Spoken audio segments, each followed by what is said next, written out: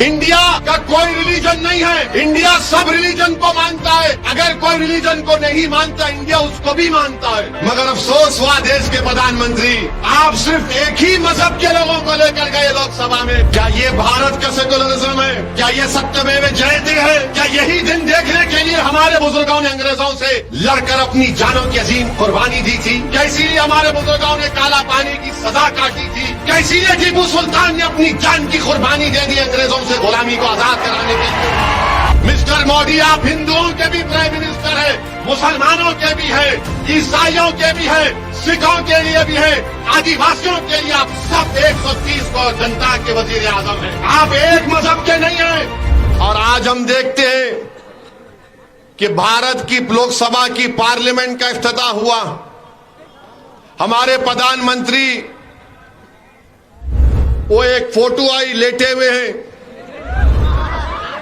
फिर एक टीवी पर मैं देखा कि लोकसभा के अंदर प्रधानमंत्री जा रहे और उनके पीछे कम से कम 18 से 20 हमारे हिंदू भाइयों के मजहब के पुजारी मंत्र पढ़ते हुए जा रहे हैं। प्रधानमंत्री, मुझे देखकर बड़ा ताज्जुब हुआ कि आपके दिल में ये जगह क्यों नहीं पैदा हुई कि जब हिंदू पुजारियों को लेकर मैं जा रहा हूं लोकसभा के अंदर, तो उसमें ईसाई पादरी भी होना चाहिए था, उसमें सिखों के मजहबी रहनुमा को भी होना चाहिए था, उसमें मुसलमानों के कोई एक मौलाना को भी होना चाहिए था।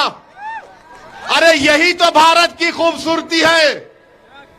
वजीर आजम, इस देश का मजहब एक नहीं है, भारत का एक मजहब नहीं है, भारत किसी मजहब को मानता भी नहीं है, भारत पूरे मजहबों को मानता है।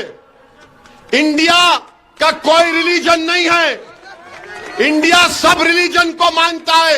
अगर कोई रिलीजन को नहीं मानता, इंडिया उसको भी मानता है।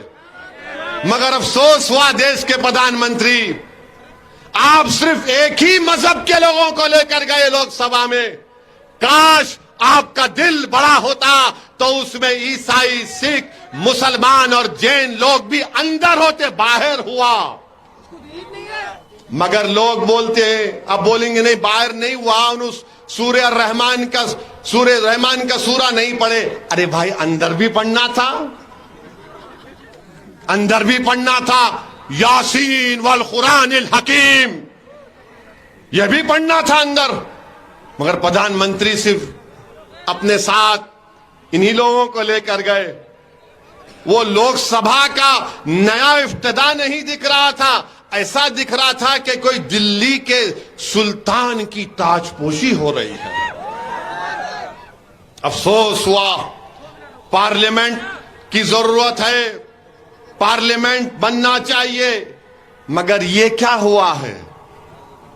क्या ये भारत का सेकुलरिज्म है? क्या ये सत्यमेव जयते है?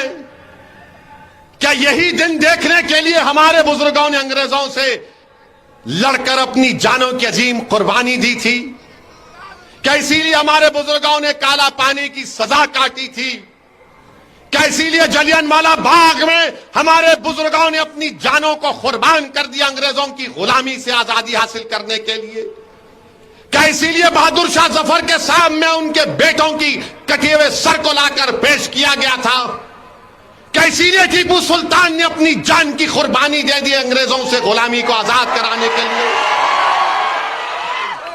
बताइए आप मेरे अजीज दोस्तों और बुजुर्गों, ये देश के वजीर आजम को नहीं करना चाहिए था।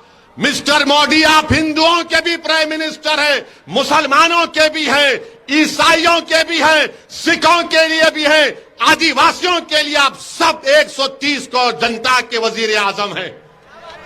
आप एक मजहब के नहीं हैं। तो लोग अब कल से बोलेंगे वैसी तेरा मजहब कौन सा है? अरे दीवाने, मैं प्राइम मिनिस्टर ऑफ इंडिया की बात कर रहा हूं, मैं प्रधानमंत्री की बात कर रहा हूं, मैं वजीर आजम हिंद की बात कर रहा हूं। मेरी बात तुम कब जब करोगे, जब कोई मैं ओहदे पर आऊंगा। मगर इंशाअल्लाह ताला जब तक अल्लाह मुझे जिंदा रखेगा, जब तक आपकी दुआएं, आपका साथ रहेगा, असदुद्दीन ओवैसी जहां ठहरा है वहीं ठहरेगा। मेरी अगर ये फकीरी है तो मुझे अपनी फकीरी पर नाज है। अल्लाह ने मेरी फकीरी में शाही दी है। जो मुकाम अल्लाह ने मंजलिस के लोगों को दिया है वो किसी बड़े बड़े जमात के कायदीन को अल्लाह ने नहीं दिया है। ये अल्लाह का बहुत बड़ा करम और फजल है।